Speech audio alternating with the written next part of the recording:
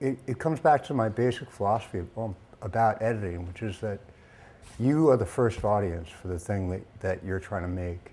And if you can't convince yourself that it's emotionally powerful, you'll never be able to cut it to convince anybody else that it's emotionally powerful.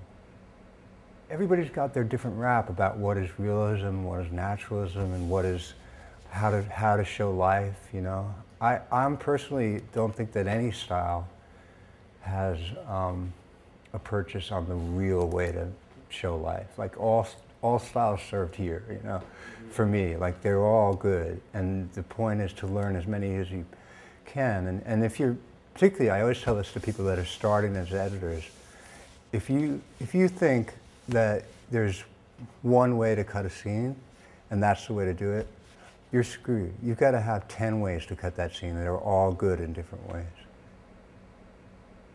That's the furthest yet, and I can't wait to do it some more. I've been able to go with a narrative that has as little narrative as that one does, and as much just emotion and feeling, and it works on emotional logic, you know.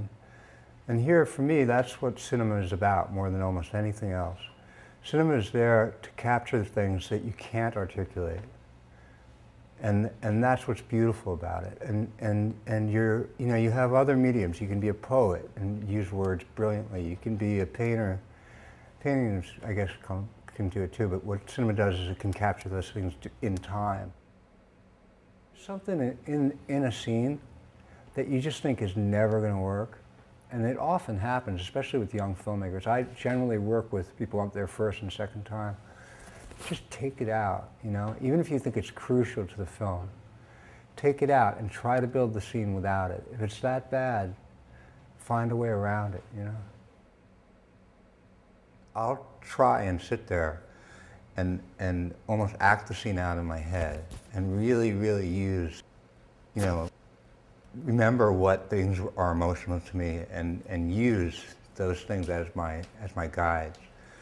And it's the only thing that you can do. You only have yourself when you're going to cut a film. Like, you have a million people telling you what to do, but the only honest thing that you can really remember is what you really felt. And if you felt it was beautiful, if you felt it was sad, you have to go to the director and say, this is how I felt here, but you have to formulate that yourself.